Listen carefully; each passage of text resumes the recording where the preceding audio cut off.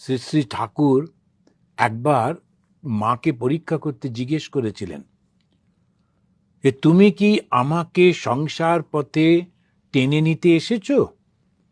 কেননা ওই যে অন্যান্য পূজারীরা ছিল, তাদের স্ত্রীরা সংসারের নানান রকম কথা বলতেন, কিন্তু ঠাকুর বললেন যখন এই প্রশ্নটি, উত্তরটা অসাধারণ। শ্রীমা বললেন, না, আমি তোমাকে তোমার সাধন পথে সাহায্য করতে এসেছি। মায়ের ওই ক্ষমতা ছিল যে ঠাকুরকে সাহায্য করবেন তার সাধন পথে।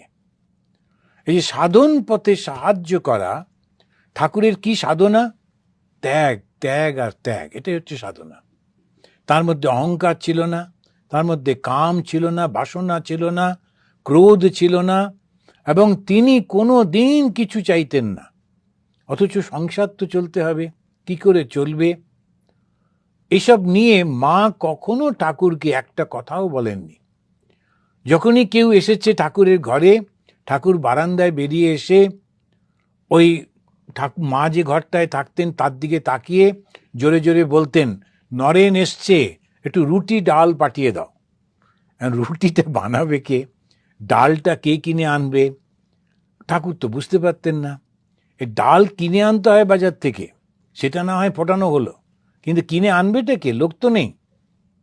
কিন্তু মা একেবারে গঞ্জনা দিতেন না, আর টাকাটাই বা কই।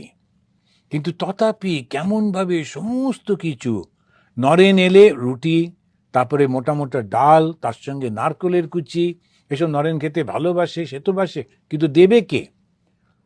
কিন্তু মা একটা শব্দ বলতেন না, মনে হতো যেন সব গোছানো রয়েছে।